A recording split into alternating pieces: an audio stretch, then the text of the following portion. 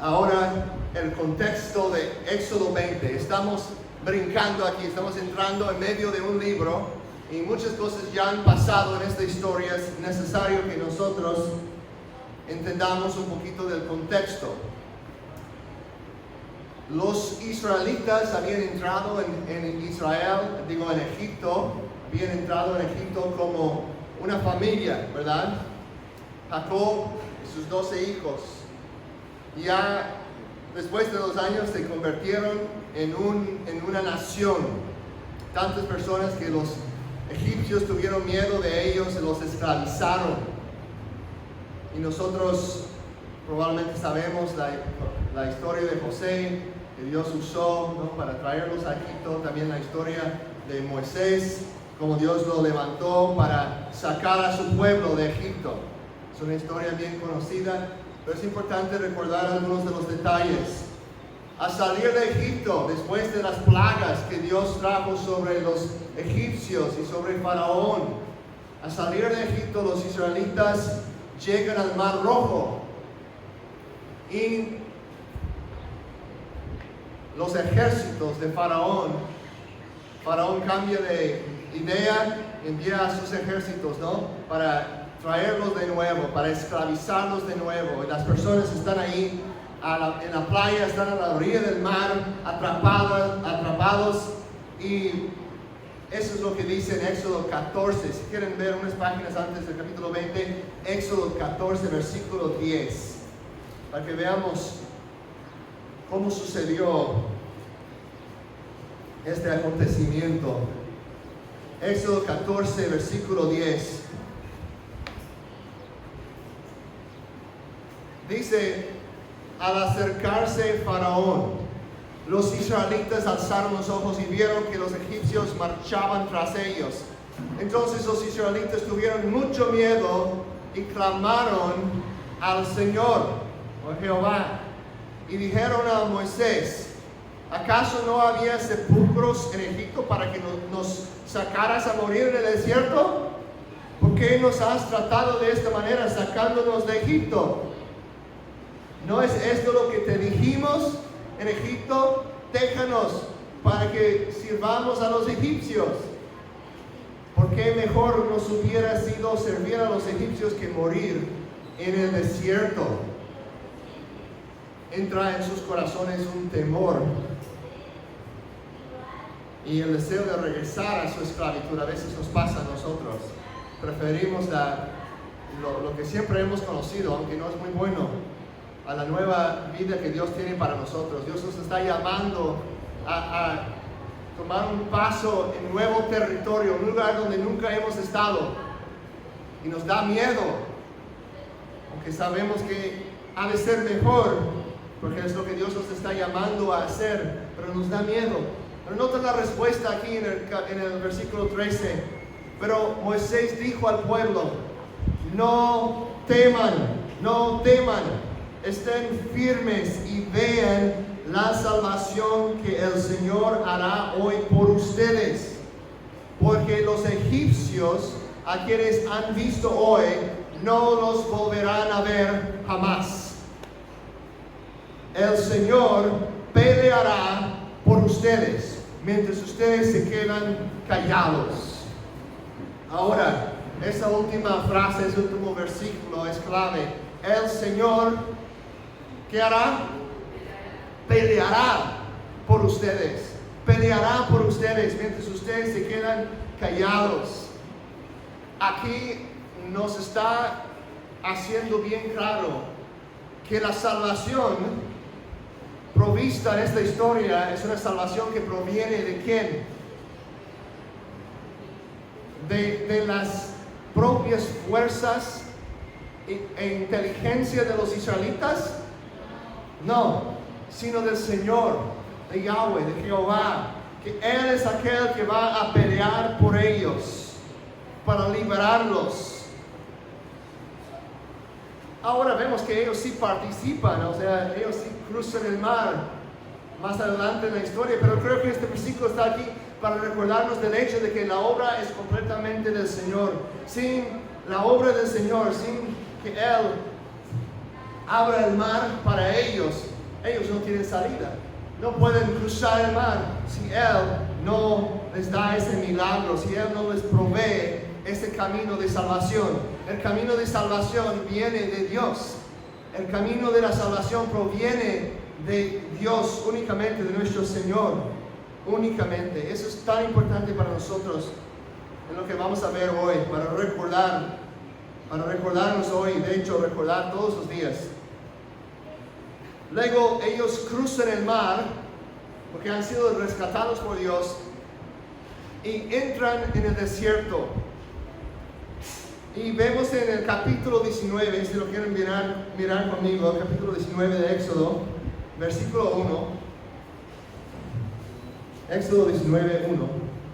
Dice, al tercer mes de la salida de los israelitas de la tierra de Egipto, ese mismo día llegaron al desierto de Sinaí. Entonces tienen varias semanas caminando en el desierto y llegan al principio del tercer mes. Llegan ¿a dónde? Al monte Sinaí, en el desierto de Sinaí. Y ahí es donde Dios les va a dar su ley. Los ha liberado de la tierra de Egipto, los ha traído al monte Sinaí para darles su ley. Ahora vamos a leer Éxodo 20, versículos 1 y 2. Entonces Dios habló todas estas palabras diciendo, yo soy el Señor tu Dios, que te saqué de la tierra de Egipto, de la casa de servidumbre. Y luego, ¿qué hace? ¿Qué es lo que Dios les da? ¿Qué es lo que les dice? Les da sus mandamientos, ¿verdad? Les da los 10 mandamientos. Pero antes de darles los mandamientos, les declara esta verdad. Yo soy el Señor tu Dios. Señor ahí en mayúscula, en algunas versiones, en la Reina Valera, Jehová. Posiblemente la mejor traducción sería Yahvé o Yahweh en el hebreo. ¿Qué quiere decir? Yo soy que yo soy, el gran yo soy, ¿no? Jehová, Yahweh, el Señor. Yo soy el Señor tu Dios, que te saqué de la tierra de Egipto, de la casa de servidumbre. Antes de darles los mandamientos, los recuerda de su obra de salvación. Nos recuerda de quién es y de lo que ha hecho por ellos. Es un patrón que encontramos en toda la Biblia. Quiero darles 2 ilustraciones que quizás nos pueda ayudar a entender un poquito esta enseñanza. ¿Qué pasa si alguien te regalara una casa? Si un día alguien te regalara una casa y dice, está pagada la casa, tú puedes vivir en ella, no tienes que pagarme nada, ya está lista, aquí está la, ¿cómo se llama? ¿Cómo? La llave. También estoy pensando en las escrituras públicas, lo que sea, no, aquí están, es tu casa. Acto de posesión, escrituras, aquí está la llave, es tu casa. ¿Qué tal si tú dijeras, bueno, me siento un poquito mal recibiendo eso? ¿Sabes qué, amigo? Gracias, pero yo voy a trabajar para pagar esta casa. Voy a empezar a pagarte cada mes. Y no voy a entrar en la casa hasta que ya haya pagado todo. Y dice, no, amigo, te lo pagué, ya es tuyo, ya es tuya. Entra en la casa. Dice, no, yo siento mal, tengo que pagar. Es una parábola. Otra. ¿Qué pasa si estás atrapado en un hoyo profundo y alguien que tú conoces, que es una persona que tiene es una persona noble, pero una persona también que tiene ciertas expectativas, una persona que tú sabes, es una persona que quiere hacer las cosas bien, y esa persona llega y dice, quiero ayudarte a salir de ese hoyo, a ver, voy a bajar un lazo, y dices, no, No, primero quiero hacer esas cosas que tú quieres. Yo sé que exiges mucho, yo sé que tienes un buen plan, un buen propósito, que estás haciendo muchas cosas buenas y yo quiero ayudarte con esas cosas antes de que tú me ayudes a mí a salir de este hoyo, de este pozo donde estoy atrapado.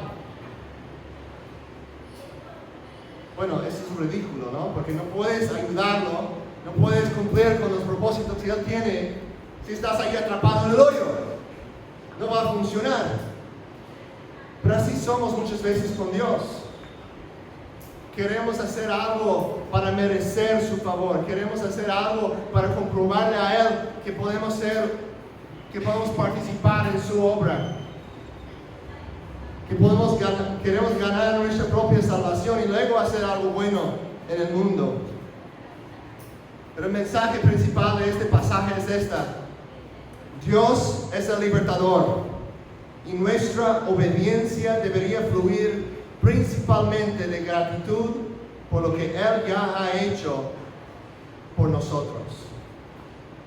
Estas dos ilustraciones sencillas, yo sé, muy sencillas, pero nos ayudan a entender esta verdad, ¿no? Necesitamos ser liberados para participar en los propósitos de nuestro Rey. Y Él ya ha provisto una salvación, como aquel que ya dice: aquí está la casa, ya es tuya, puedes disfrutar de ella. Y nosotros decimos: yo quiero hacer algo para contribuir, a mi salvación. Pero aquí en este pasaje, en la que vimos también en Éxodo 14, es evidente que es Dios que salva, es Dios que nos libera. Otra vez, Dios es el libertador y nuestra obediencia debería fluir principalmente de gratitud por lo que Él ya ha hecho por nosotros. Ahora en este pasaje, para empezar con estos dos versículos, ¿qué es lo que nos enseñan sobre Dios? Cada una de estas palabras aquí en Éxodo 20 nos da una enseñanza sobre quién es Dios, nos da una revelación de quién es Dios, de cómo es Dios. Pues la primera cosa que nos muestra, que nos revela sobre Dios es esta: que Él es un Dios personal. Es un Dios que habla, es un Dios personal. Él les habló todas estas palabras. Es un Dios que se comunica con su pueblo. También vemos que es un Dios relacional. No solamente personal, sino relacional. Dice: yo soy el Señor, tu Dios. Es un Dios que desea relación, que desea amistad. Un Dios que, aunque es todopoderoso, los cielos ni lo pueden retener, pero Él dice: yo soy tu Dios. Es una de las grandes verdades de las Escrituras que yo no puedo comprender, que ninguna de nuestras mentes humanas puede comprender.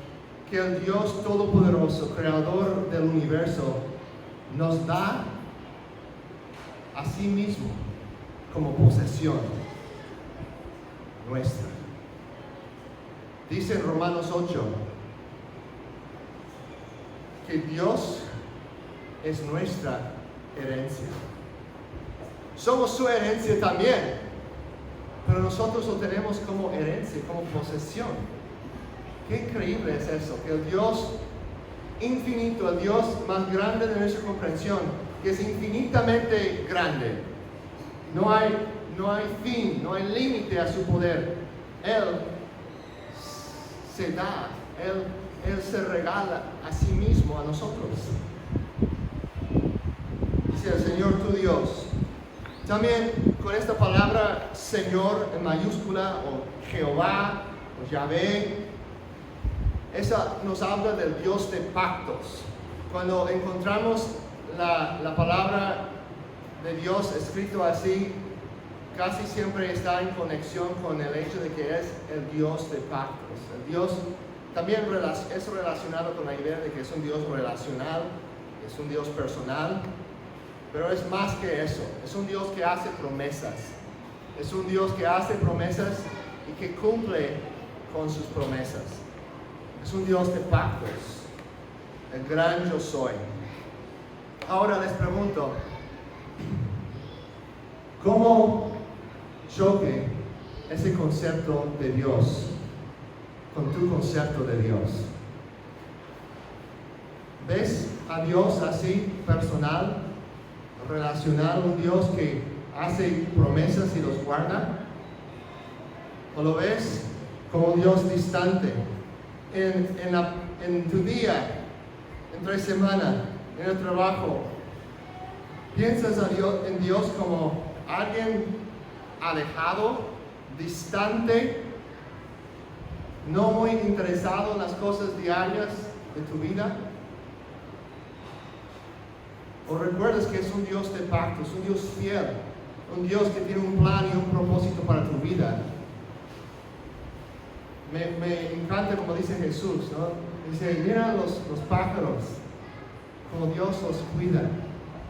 ¿No son de mucho más valor ustedes que los pájaros? El Dios Todopoderoso es un Dios íntimo también con su pueblo.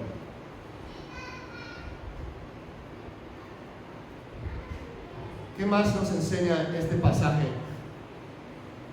También cada una de esas 10 palabras aquí en Éxodo 20 nos da una palabra de reprensión, nos confronta, nos dice algo sobre nosotros, sobre nuestra necesidad. Nos habla de Dios, también nos enseña sobre nuestra necesidad de Dios como seres humanos. ¿Qué enseña sobre nosotros como personas? Pues para contestar eso tenemos que preguntar primero, ¿qué enseña sobre Israel? Porque ellos son las personas que se encuentran en esta historia, ¿verdad? ¿Qué enseña sobre Israel esos 2 versículos? Yo soy el Señor tu Dios que te saqué de la tierra de Egipto, de la casa de servidumbre. ¿Qué nos enseña eso sobre Israel? ¿Qué eran los israelitas? Esclavos, ¿verdad? Nos enseña que ellos estaban en necesidad de ser rescatados, de ser liberados, que estaban en la casa de servidumbre, que estaban en la esclavitud.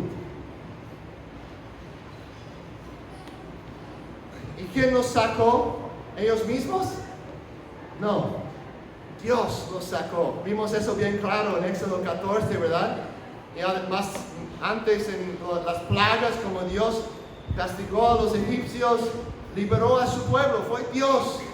Vez tras vez, la liberación era de Dios. Dios los sacó. ¿Qué nos enseña eso de Israel? Que no podían salvar a sí mismos. No eran capaces de salvarse a sí mismos. A ellos mismos. Nosotros también, como seres humanos en general, necesitamos ser rescatados. Porque como los israelitas vivían bajo el dominio de Faraón, cada ser humano nace bajo el dominio de Satanás. Nosotros no somos capaces de salvarnos. El pecado afecta a los individuos y también tiene un efecto en las sociedades, en las familias, en las ciudades. Vemos como muchos conflictos en la sociedad son más fuertes que nunca en nuestros días.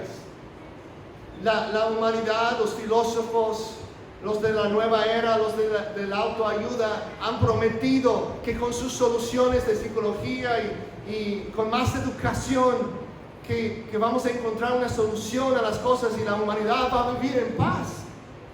Pero vemos el mundo alrededor de nosotros y no parece así. Aquí en México, la delincuencia, los carteles, los problemas familiares solo están aumentando. México está esclavizado por el pecado. Estados Unidos también, para que sepan. Pero estamos en México. Como pueblo, estamos en necesidad de salvación. A nivel individual, cada persona nace bajo la condenación del pecado. No podemos salvarnos. Todos los libros de autoayuda no nos van a salvar. Los mejores psicólogos del mundo no nos van a salvar. Tenemos una gran necesidad de ser rescatados del pecado. Como individuos, como comunidad, como un pueblo nacional. Entonces, en este pasaje nos enseña, gracias a Dios, no solamente sobre nuestro pecado, sobre nuestra necesidad, sino también sobre aquel que proveería una solución a nuestro problema, a nuestra necesidad. Cada una de estas 10 palabras en Éxodo 20 nos apunta hacia Cristo, hacia el libertador que vendría para rescatar a la humanidad de su esclavitud al pecado. En este pasaje, ¿quién los salvó a los israelitas de su esclavitud en Egipto? ¿Quién los salvó? Otra vez, Dios. Estoy enfatizando eso a propósito, porque necesitamos recordarlo. Dios es aquel que los salvó, el gran yo soy. En Deuteronomio capítulo 18, versículo 15, no tienen que buscarlo, pero pueden marcarlos o escribirlos si gustan en sus notas para verlo después. Dice así, Deuteronomio 18, 15. Moisés está hablando al pueblo de Israel y dice: un profeta de en medio de ti, de tus hermanos, como yo, te levantará el Señor tu Dios, y a Él oirán. Moisés les da la promesa, una palabra profética que Dios levantará de entre ellos, de entre sus hermanos, o sea, dentro de la nación de Israel, que Dios levantará a un profeta como Él, pero a Él lo escucharán, lo oirán, van a hacerle caso. En el Nuevo Testamento vemos que esa promesa está hablando de Cristo. Es en referencia a Cristo, al Mesías que vendría. Jesús es el profeta prometido y Él es el mismo gran yo soy encarnado. Él nos ha liberado del dominio de Satanás. Entonces la solución para México, la solución para nuestros matrimonios, para nuestras familias, para cualquier problema que enfrentamos en la sociedad es Cristo. La liberación que Cristo puede traer. Y Él usa medios, usa a nosotros, usa a líderes, usa a niños pequeños, usa diferentes medios, pero es Cristo que va a traer la solución, la salvación a los problemas que enfrentamos como sociedad. Porque todos esos problemas tienen su raíz en el pecado, en el hecho de que nosotros hemos quebrantado la ley de Dios y estamos separados de Él. Y si Cristo ya ha provisto la solución para nuestro problema más grande, ¿qué fue eso? ¿Qué fue el problema más grande que hemos enfrentado? Nuestra condenación ante un Dios justo. No solamente de ser esclavizados al pecado, pero ser condenados por nuestro pecado. De enfrentar el juicio justo de Dios. Y Cristo en la cruz ya proveyó una solución para que nosotros pudiéramos ser rescatados de la ira de Dios. Me gusta la ilustración, lo he compartido antes, pero lo voy a compartir nuevamente. Recuerden la historia de un hombre en los días de los pioneros de los Estados Unidos. Mi papá me contaba esta historia de cómo había unos granjeros que tenían su rancho, su granja ahí en medio de una ¿cómo se dice? ¿Pradera? ¿Prairie? ¿Cómo? Pradera, sí, en una pradera enorme, ¿no? Que tenía zacate ahí muy seco por muchos días sin lluvia. Y tiene su casa ahí, tiene su familia, están trabajando la tierra. Y él sale de la casa y ve en la distancia una columna de humo. Y se da cuenta que hay un incendio de pradera que se acerca. Él chupa el dedo y siente que el viento viene hacia ellos, ¿no? Hacia ellos. Entonces, el hombre, pensando en cómo salvar a su familia, toma un cerrillo y enciende el zacate, el pasto que está en el otro lado de la casa. Y el viento empuja las llamas de su casa, así de ese lado, más lejos de su casa, y todo se queda ahí en ese lado quemado, ¿no? Entonces él trae su familia y los lleva a ese lugar donde el fuego ya ha consumido el zacate, el pasto, y pueden estar ahí. Y cuando se acerca el incendio de pradera, se parte, ¿no? Y va alrededor de ellos. ¿Por qué? Porque no hay nada más ahí para quemar, ¿no? Y su familia está a salvo. Pueden imaginar esta ilustración, nos ayuda a entender lo que pasó en la cruz, lo que sucedió en la cruz. En la cruz, la ira justa de Dios, el fuego que nosotros merecemos, fue derramado sobre Cristo. Y si tú quieres escapar ese justo juicio que tú mereces y que yo merezco, si queremos escapar eso, el único lugar donde podemos ir para buscar refugio es la cruz de Cristo, porque Él ya ha tomado ese castigo por nosotros. Él ya lo ha sufrido en nuestro lugar. El fuego ya descendió sobre Él. Y nosotros podemos acercarnos a la cruz, arrimarnos a la cruz de Cristo, encontrar salvación y estar a salvos de la ira de Dios. El juicio que merecemos. Cristo ha provisto una salvación por nosotros. Y si Él ya ha hecho eso, también es capaz de obrar salvación en todas las otras cosas, en nuestras vidas, en nuestras familias, en nuestra comunidad, en nuestra iglesia.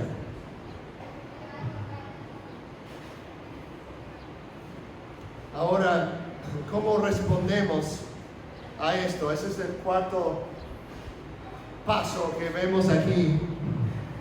En estas 10 palabras vimos la revelación. ¿Quién es Dios? ¿Qué nos enseña como de Dios?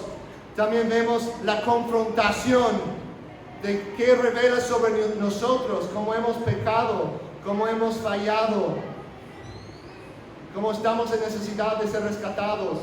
Y luego vemos la solución que Dios provee, la promesa y el cumplimiento de esa promesa en la persona y la obra de Jesucristo. Y ahora vemos la instrucción o la aplicación para nuestras vidas. Ahora, entendiendo eso, ¿cómo respondemos a estos dos versículos? Porque cada vez que escuchamos la palabra de Dios, escuchen bien a esto, cada vez, mis hermanos, mis hermanas, que nosotros escuchamos la palabra de Dios, Dios nos llama a responder a su palabra. Es como una conversación. Si alguien nos habla y solo lo ignoramos, pues es mal educado, es grosero. Tanto más con un Dios santo y justo que nos ama y desea revelar su santa voluntad a nosotros, nos llama a responder. ¿Cómo respondemos entonces? Pues aquí veo dos respuestas relacionadas. Y la primera es para aquellos aquí, si tú todavía no has confiado en Cristo, no has acudido a la cruz, no has huido a los pies de Jesús para buscar refugio en Él, si no has confiado en lo que Él hizo en la cruz por ti, yo te invito, te exhorto, te llamo a dejar tu pecado atrás, dejar de tratar de salvarte. No lo puedes hacer.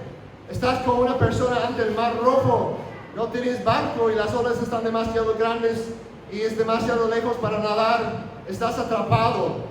Tu vida está a punto de estar quitado. Necesitas un milagro. Necesitas que alguien abra el mar para que tú puedas cruzar por el medio. Y te digo esta mañana que Dios ya te dio ese milagro en la cruz. Cristo abrió el camino. Dijo Él, yo soy el camino, la verdad y la vida. Nadie viene al Padre sino por mí. Él es el camino. Él ya lo abrió para que tú puedas entrar y ser a salvo, escapar el juicio de tu pecado, la condenación y las consecuencias de tu pecado. Así que te animo a arrepentirte hoy de dar la espalda a tu pecado, a tus dioses falsos, a tus nociones, a tus ideas equivocadas de que tú puedes ser tu propio salvador. No lo trates, amigo, no funciona. Ven a Cristo. Él es el único que te puede salvar, el único que te puede perdonar, el único que te puede dar vida y vida en plenitud.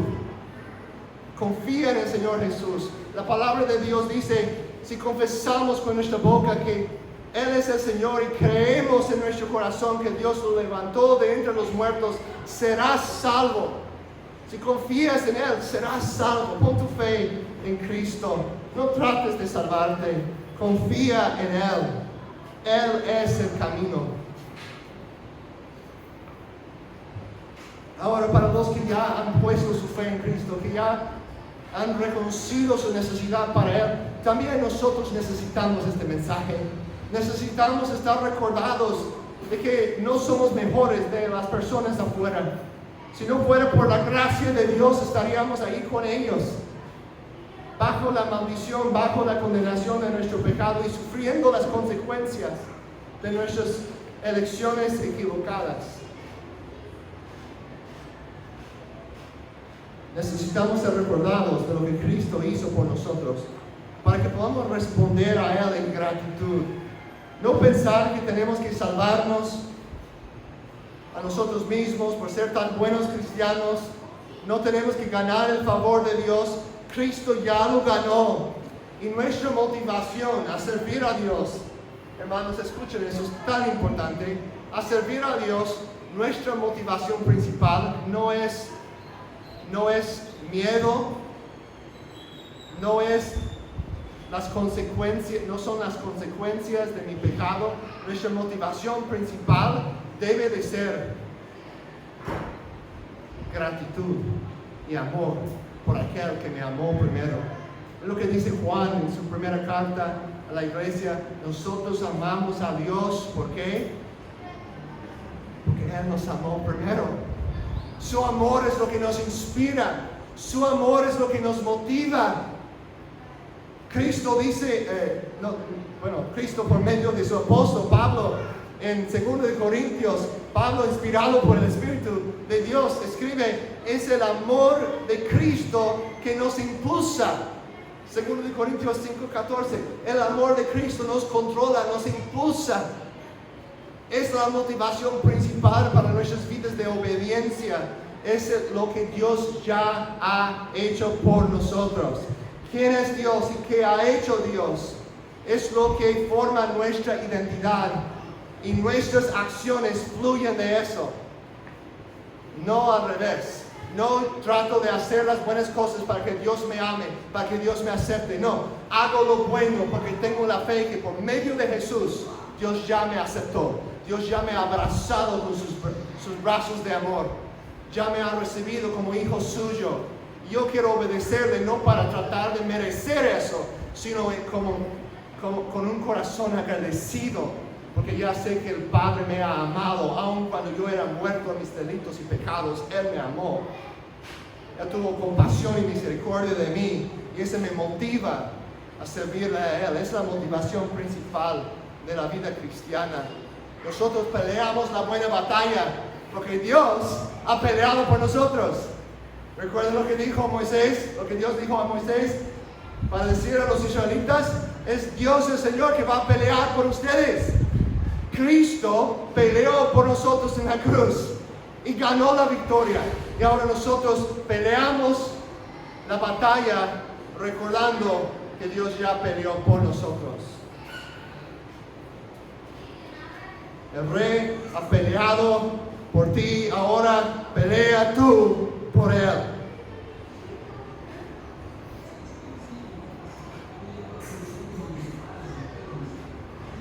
Ahora les hago la pregunta, ¿tienes un hábito diario de reflejar en la salvación que has recibido y de dar gracias a Dios por su amor por ti?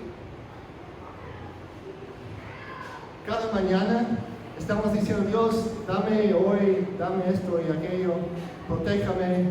Eso está bien, Jesús nos enseñó a orar por nuestro pan de cada día, por su protección. Pero es todo lo que estamos orando, por salud, por bendición financiera, o estamos tomando tiempo para decir, Señor, gracias. Quiero recordar hoy nuevamente de cuánto yo te necesito. Quiero darte las gracias que tú has provisto una solución al problema que yo enfrentaba por mi pecado. Y ahora ya no me ves como pecador, aunque eso es lo que yo merecía, ser condenado eternamente. Ya no me ves así. Me ves como tu amado Hijo, vestido con la justicia de tu Hijo Jesucristo. Me aceptas. Yo no tengo que vivir tratando de impresionar a otras personas.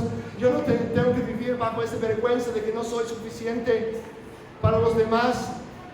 Soy aceptado como hijo tuyo, Señor. Ayúdame a ser libre. Ayúdame a vivir la libertad que ya has provisto por mí. Mejor dicho, ya eres libre si tu fe está en Cristo. Vive en esa libertad.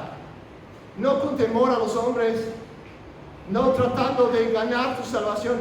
Vive en la libertad que Dios te ha dado, una libertad para andar en obediencia gozosa a Él, a su ley, a su palabra. Le amamos porque Él nos amó primero. Gracias, Padre, por estas palabras. Gracias por el recordatorio de tu gran salvación para con nosotros. No lo merecemos, pero nos has hecho digno por medio de la cruz de Cristo. Gracias te damos por eso.